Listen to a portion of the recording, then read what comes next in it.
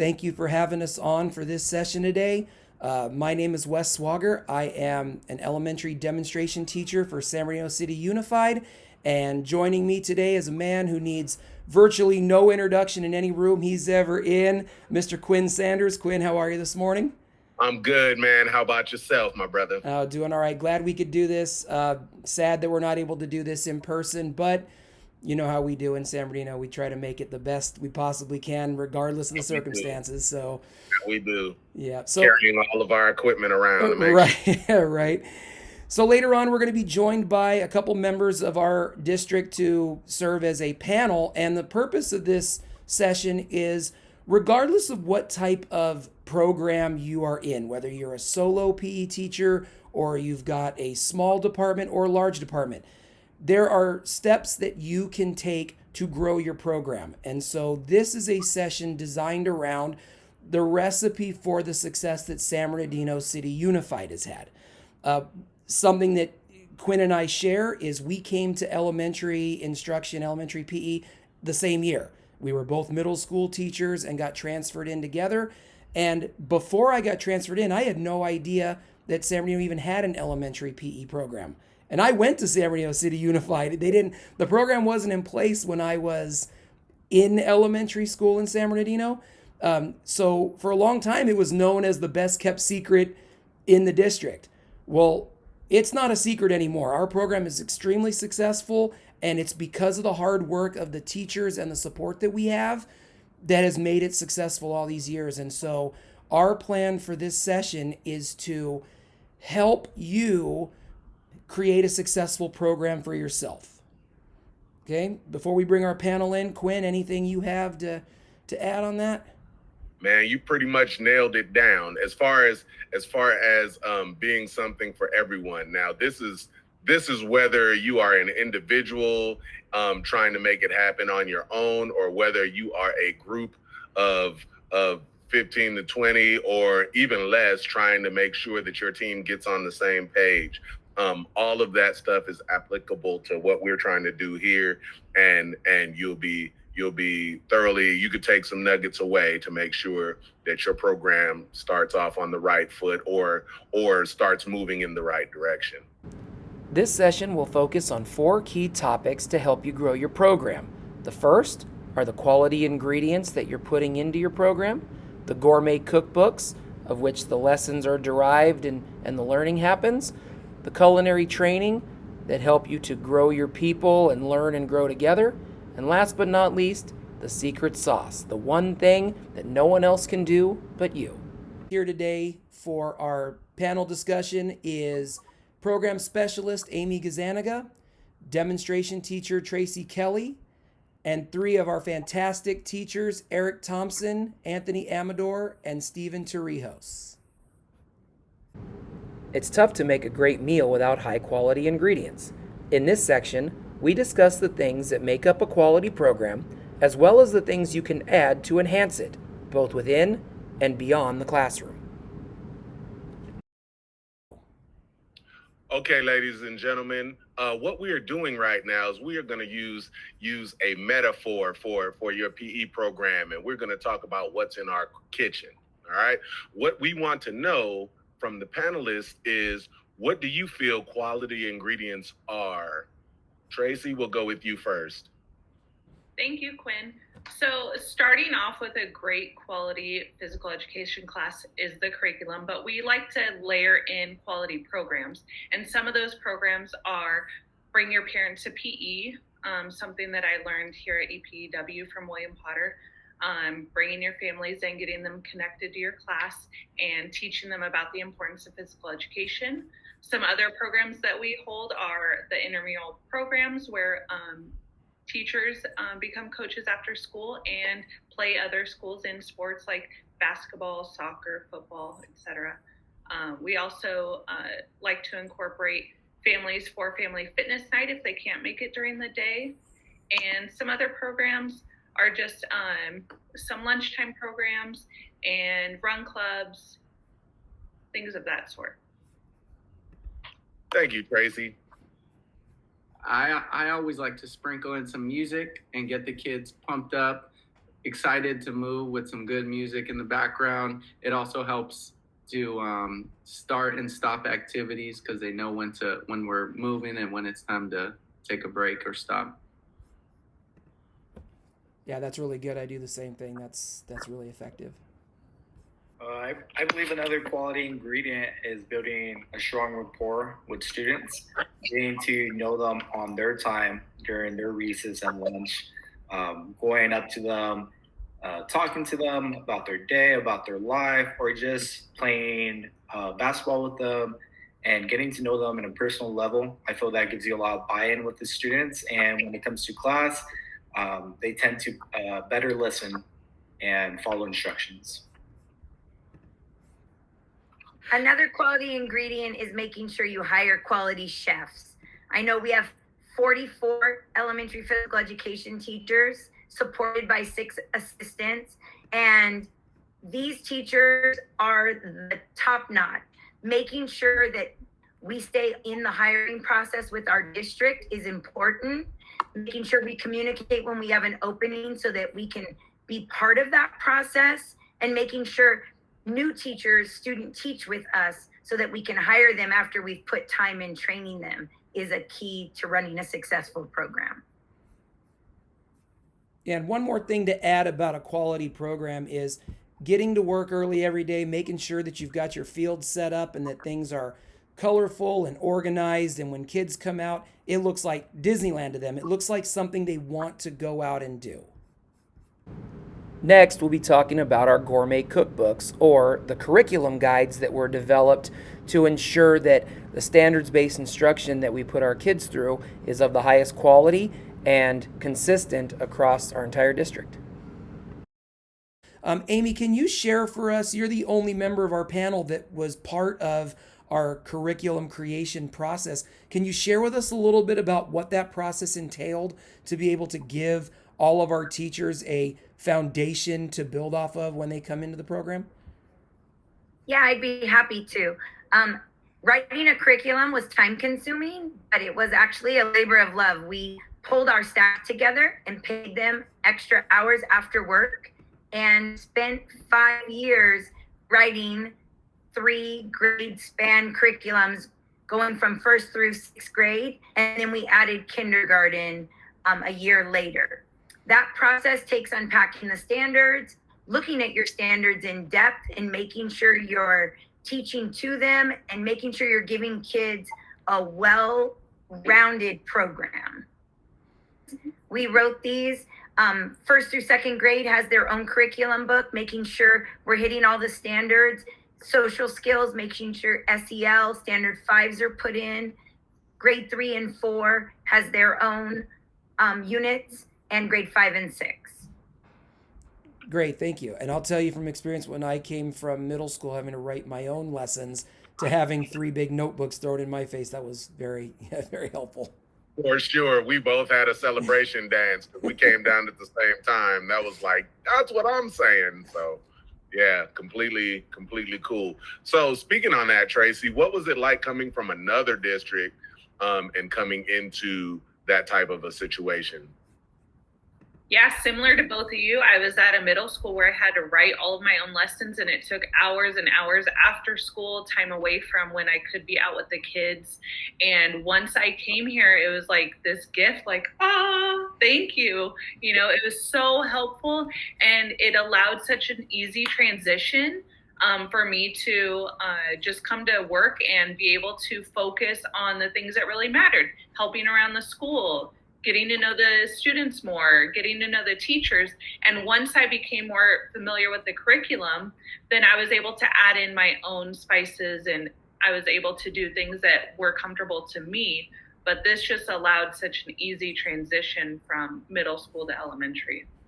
Well, yeah, and I was just thinking that as you were talking, you know, one of the great things about this curriculum is it's pretty fluid and it can be modified and adapted very easily from, say, coming to an EPEW conference and picking up a really great introductory game that maybe fits into the iHand curriculum as good or better than what was in there when it was first created. So certainly foundational piece of success for all of our teachers to deliver high quality PE instruction comes from the hard work of the teachers that put together our 3 great cookbooks.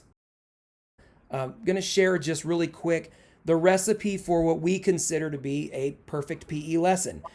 Every lesson has this same format, and the first piece of that is an appetizer or a game that focuses on social skill development, like playing a tag game that involves being able to ask for permission for something in the proper way, using please, using thank you, those social skills that you want to build into kids so that anywhere on campus they're using proper social skills. As well as that, you have to have a fitness component. What we like to do is we like to camouflage the fitness, because if we camouflage it and they don't really realize how much fitness they're getting in while they're having the fun, then it kind of makes it more acceptable for them to do that in the long term. Yeah, and we added a whole extra binder of just nothing but camouflaged fitness games that a teacher can pull out and say, all right, today I'm playing Yahtzee, and we're rolling dice, and we're doing fitness in a game format. I love that. So when you get to the main course, this is where the teacher has a chance to really tap into their teaching style and really drive home that lesson focus for the day, whether it be striking an object with a one-handed implement or throwing and catching. This is where kids are going to learn the skills that they need that are standards-based. And then after teachers have had a chance to get that lesson focus taken care of, really teach those skills, then we add a dessert element where the teacher has a chance to give a assessment piece where they can have kids pair up together and do a lump of clay assessment where one kid molds the other one into performing that skill, or a social skill exit ticket where you'll let their classroom teacher know whether students were following all of your classroom expectations or not. These are the things that students are going to be, this is where you're going to check for that understanding, where students are really getting the point of the lesson that you are trying to give them. One of the best compliments to your program is when you see the kids trying out your stuff at recess or at lunchtime or whatever, or teaching their friend who hasn't had you that week yet for PE how to play the game so they can play it together, and things like that. Those are excellent ways that you can see that the learning that you demonstrated in class, or you had them gain in class, they are taking that and using that in a positive way throughout the course of their day, throughout the course of their week. All right. And while it will be really great to get back to live instruction in San Bernardino, we are just now wrapping up with an entire school year of distance learning. Last March really tested our district's ability to respond to that difficult situation of teaching from home. And I have to say, I'm really proud of how our district responded to that.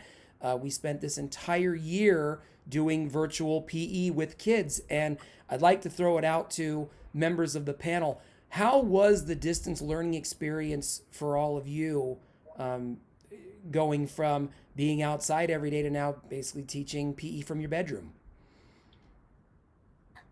I'll jump in. There's a saying, good teachers borrow, great teachers steal. And we certainly went online to find what people were doing that was working. And we took those ideas and we made them our own so that we could make sure that our students saw us in our videos modeling the skills that we were teaching. I think it was also really important to make sure that the activities were engaging and then they offered options. So there's the slanted rope theory. So students were able to come in and to perform at their own skill levels. But really the focus was making sure that the students were engaged, that we embedded ourselves, and that they saw us.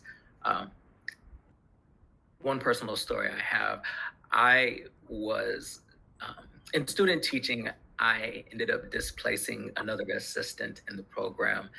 And it was really good for the students to be able to see her every time her GIF popped up when she's jogging in place, and the students were able to say, "There's Ms. Z." So there, you could see that they were still staying in contact, keeping contact with their teachers.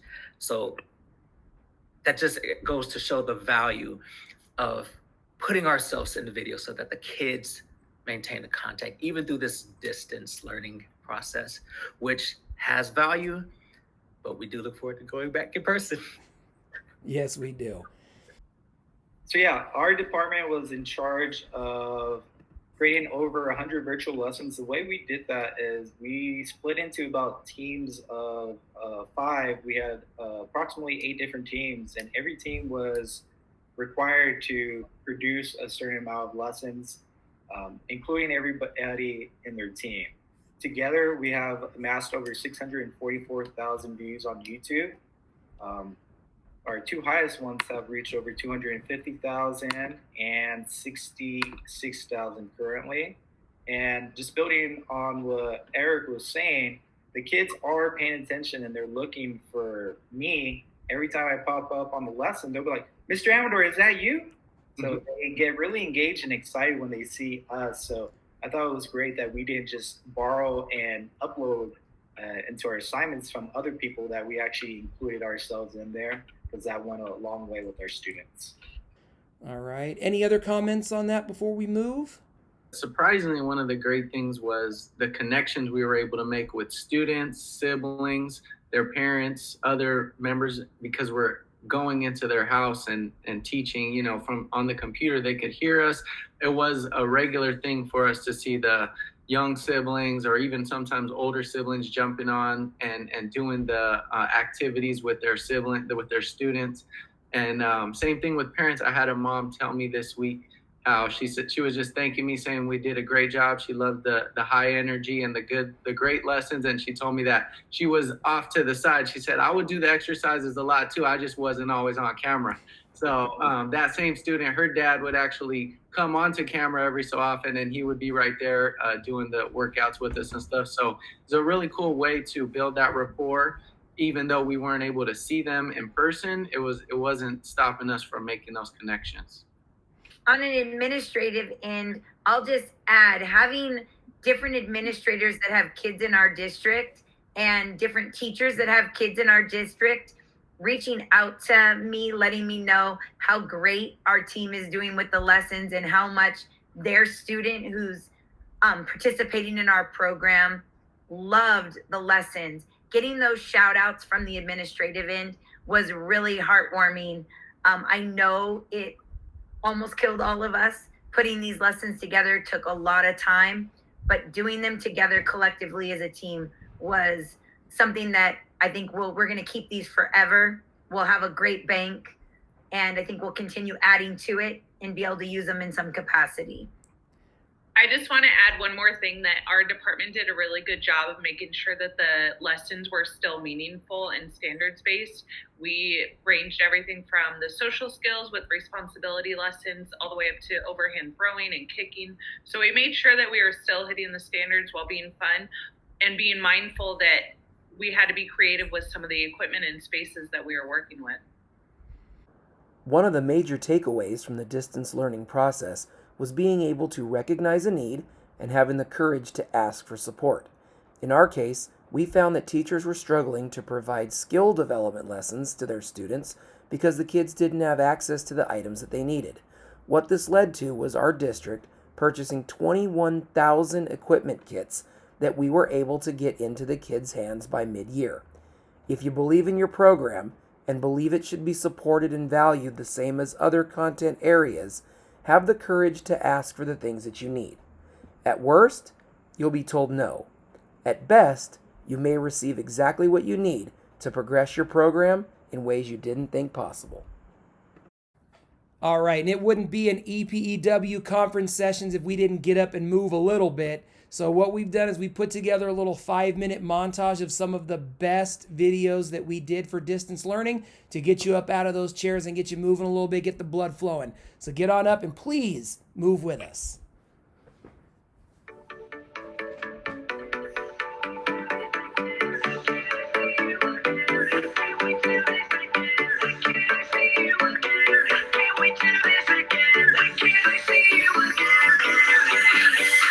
Switch on the sky and the stars glow for you. Go see the new. Don't close your eyes, cause your future's ready to shine. It's just a matter of time before we learn how to fly. Welcome to the rhythm of the night. There's something in the air you can't deny.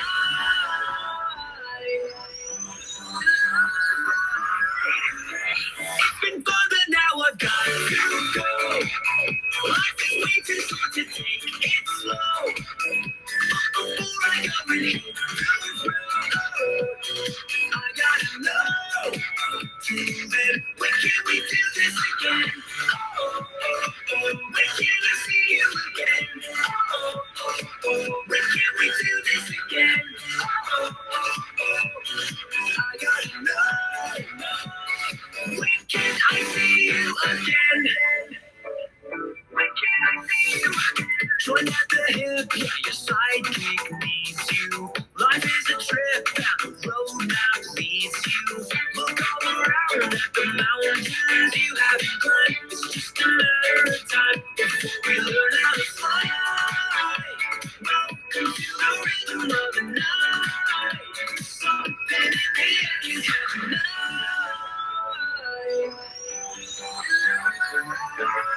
It's been fun, but now I've got to go. Life is way too short to take it slow.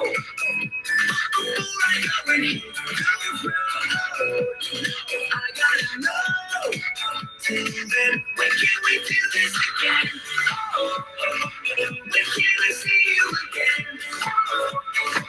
When can we do this again? I gotta know. When can I see you again? Let's do the things that we say. Oh, we're about to get together, about to be together. She took my arm, we took the forces. Oh, together, just keep your eyes on me. I said, don't hold it back. She said, shut up, and dance with me. This woman is my destiny. She said, ooh, shut up, and dance with me. About this stretch, set your beat up sneaks. My discotheque, Juliet, to the extreme. I felt it in my chest, I knew we were bound to be together, bound to be together. She took my arm, I don't know how it happened. We took the front, she said, oh, together, back. Just keep your eyes on me. I said, you're holding back. She said, shut up and dance with me. This woman is my destiny. She said, ooh, shut up and dance with me.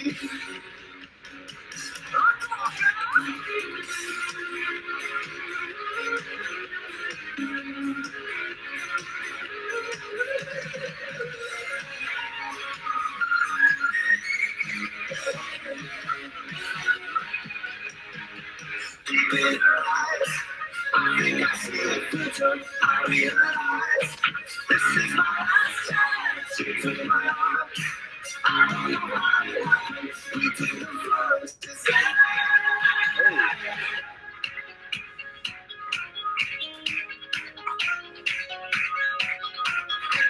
Oh, don't you dare look back, just keep your eyes on me. I said you're holding out. She said shut up and dance with me. This woman is my destiny. She said, ooh, shut up and dance. Don't you dare look back, just keep your eyes on me.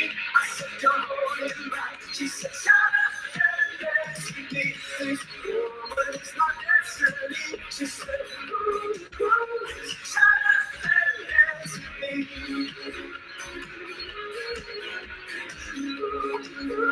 Shut up and dance with me.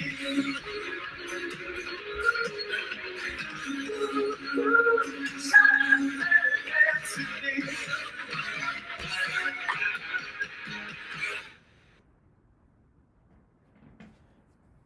All right, thank you for playing with us. Chefs fresh out of culinary school still have a lot to learn about high-quality cuisine. A high-quality PE program is no different. In this section, we discuss how you can learn and grow with the other teachers in your district and make your PE program shine district-wide. We're talking about ways that your group can learn together, bring back things to your department that you can grow together on. And so, Quinn, you're a pretty regular flyer of the conference circuits every year. Talk to me a little bit about how important conferences can be for helping your staff learn together. We have such a large staff, it's impossible to send everybody to EPEW. So talk to me about how effective it can be to send a real core group like we do most years and bring that stuff back and learn together. Well, one of the cool parts about it is when you get to the environment, EPEW, SIMSPEW, CAPERT, APERT, it helps renew you. You get renewed by seeing all the positivity and seeing all the people who are coming together just to share ideas and going somewhere, especially with colleagues. Like when we go to EPEW and we roll deep when we get there. Sorry for using a colloquialism, but we go pretty big. Like there's at least 10 to 15 of us going every time we go, and every time we go we have an ability to bring back some of those good ideas, because one thing I might have latched on to, Amy might not have latched on to, and she latched on to something else that I completely forgot about, or Tracy brought something back, or Steven said something that I didn't remember, and then we come back and we take that to the staff and we share that with the entire staff, and then there's a chance for us again to bond again with more like-minded people who are in our same profession, who are servicing our same kids, and they enable us to go through and do what we do and enjoy it all the more because we're sharing and we have a like mind in that. And piggybacking off of that, the conferences for me from the administrative end is breaking bread with your staff is something that we don't get time to do normally when we're at work and we're at different campuses. So making sure we're having dinners together and getting to know each other on that personal level is super important, and it brings so much value to the team aspect that we create in our program. Additionally, I would say every staff member who goes to EPEW or a conference, we require them to bring something back to present to the whole group. That is powerful because, like Quinn just said, something Steven loved and wants to do in his class, he'll bring back to share, and Tracy will come back with something totally different. It also makes for good debate over dinner. Like, that's my session, I'm going to share that one. And we have a lot of good discussions about a favorite lesson that we saw or a favorite session that we saw, and kind of duking it out over who gets to present what. But we always bring back a handful of great ideas, and it's great that our whole staff gets to benefit from the conference process. And it's a great way to kick your year off. With it being in July, right before school starts, our school year starts first week of August. So what a great way to get your body back in the movement mode, back in the wake up for school mode, to be around great people and learn, and like Amy said, break bread together and learn and grow. With regard to staff meetings, and we've all been there, staff meetings have a real easy way to get derailed fast and talking about what's going on at home or talking about how things are going at your school. And so one of the things that our district does to try to help curb this is by setting meeting guidelines and setting trust behaviors. And it's the expectation of anybody running a meeting, in this case, Amy runs all of our staff meetings, that there is a focused look at the beginning of every single meeting on these trust behaviors, and we have a topic that we keep to that keeps the focus of that meeting. So the topic I'll give to our panel is, what is one of the trust behaviors that you're thinking about when planning an effective field day?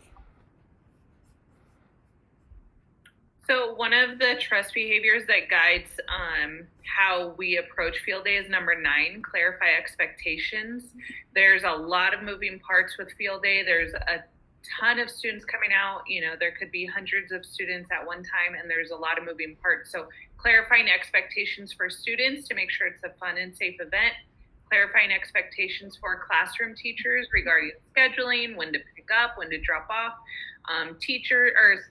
Parents that are helping, clarifying what they can do to help run a smooth event, and clarifying expectations with your field day team, making sure we have proper setup, equipment, mapping out where you're going to be and who's rotating where.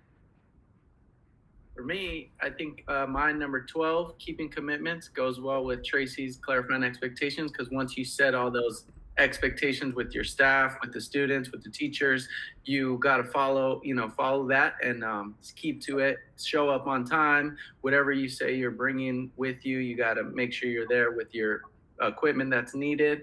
You got to be on time for the teachers because they're expecting you to be there at a certain time. So you're just keeping to everything that you planned out and holding to it. For me, number 6, deliver results, pops out.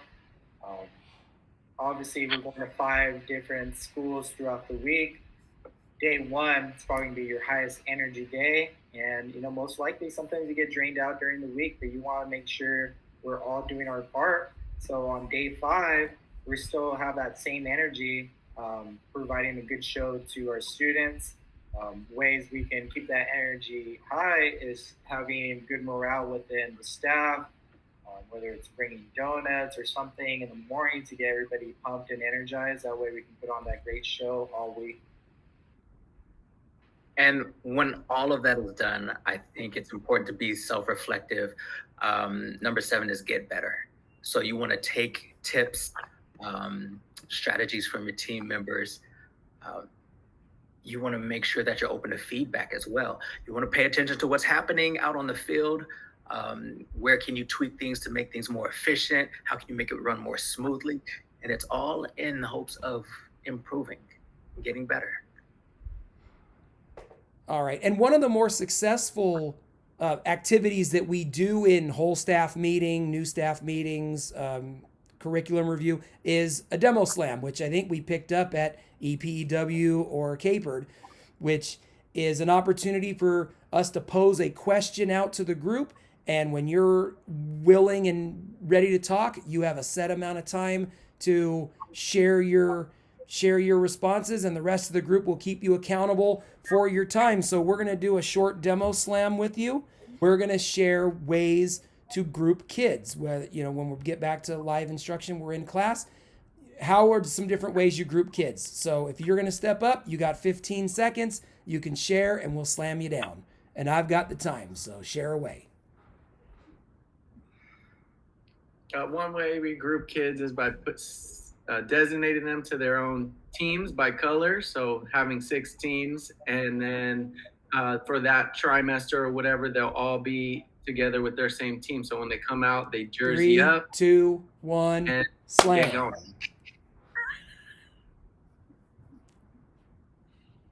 Another way to group kids, very easy and quickly, is rock, paper, scissors. Somebody finds a partner, rock, paper, scissors. Whoever loses takes a knee. The winners have to find somebody else who's either standing or is on a knee, and so forth. 3, 2, 1.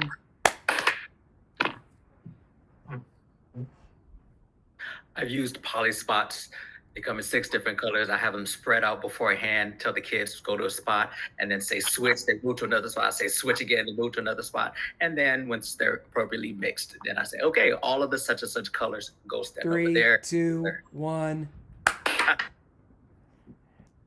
Another way we group kids is with a deck of cards. If we're trying to make 4 groups, I might welcome kids to class by handing them a card. It's random. And then I ask all the hearts to come together, all the clubs, all the spades, all the diamonds. 3, 2, 1.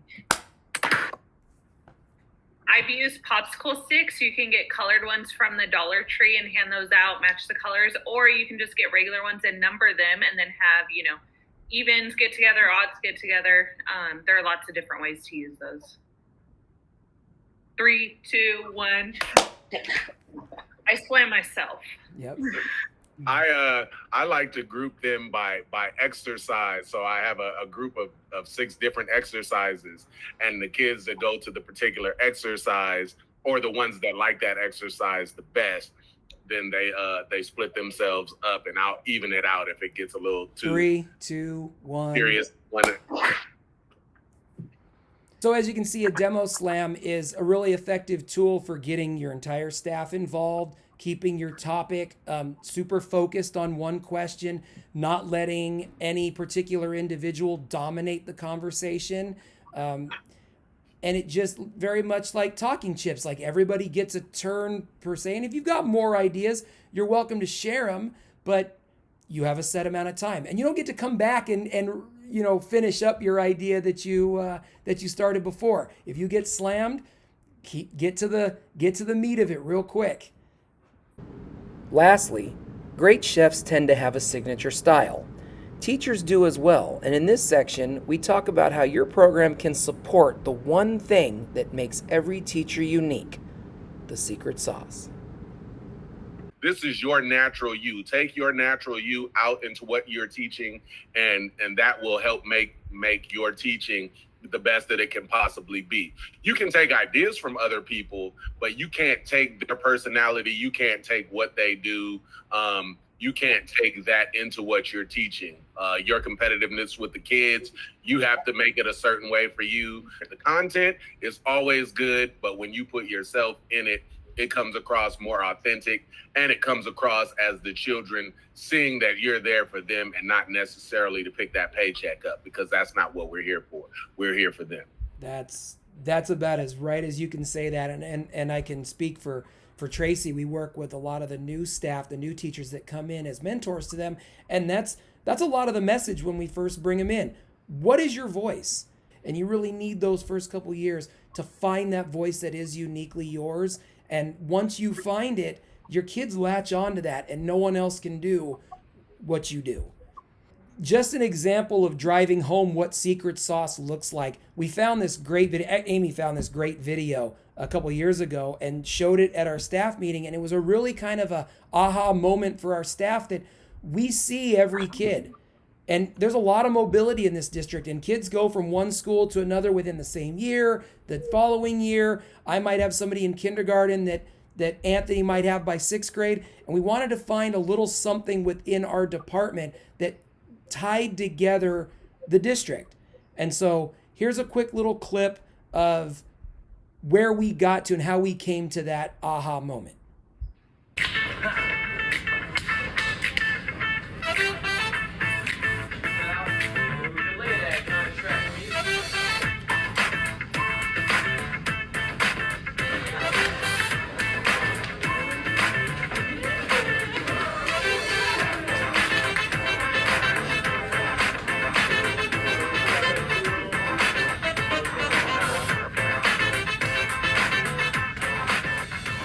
A lot of students come in with, situation at home that's not ideal. So therefore, when they come into school, I want this to be their sanctuary. Like I want them to be excited to come to school, because before I'm able to deliver a substantial amount of content to them, they have to buy into me. They have to invest in the teacher itself. I don't know. You might be ready. He's getting water. But one thing that's going to stick with them forever is how did Mr. White treat me when I was in this grade. It kind of draws them in, and once I have them in and have their trust and they're invested in me, then I can deliver my content. See the academic side of it increase. So that's really why I do it, man, to bring joy to them. I feel like every student needs a little bit of joy in their life. It doesn't matter what it is, every student.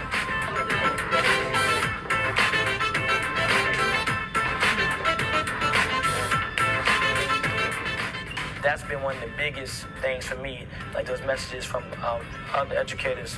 I'm talking about past, about 20, 50 years in the game. Oh my God, I have tears in my eyes. I can't wait to go to school. I'm gonna try this with my students. That was so amazing to me. I'm all about bringing joy to people's lives, man, and inspiring others to do so. So hopefully everybody can start doing it in their classroom, making a big thing, worldwide thing, something cool. Come on, man.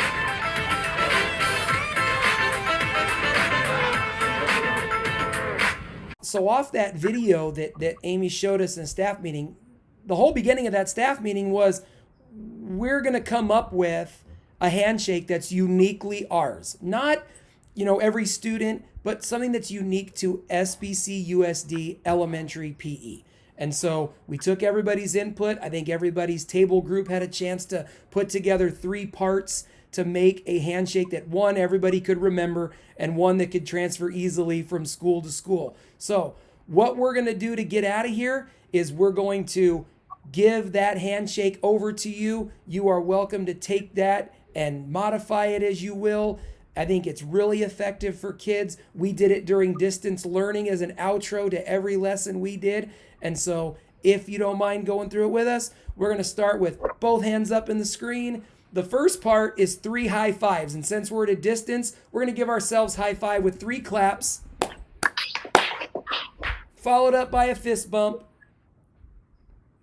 And never be afraid to let your friends know that they are awesome. So guys, you are awesome.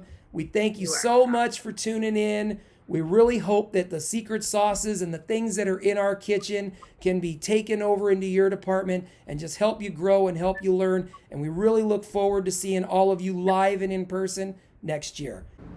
From all of us at SBC USD, we'd like to thank you again for making us part of this year's EPEW Summer Conference. Should you have any questions, please feel free to email us, and we look forward to seeing you next year.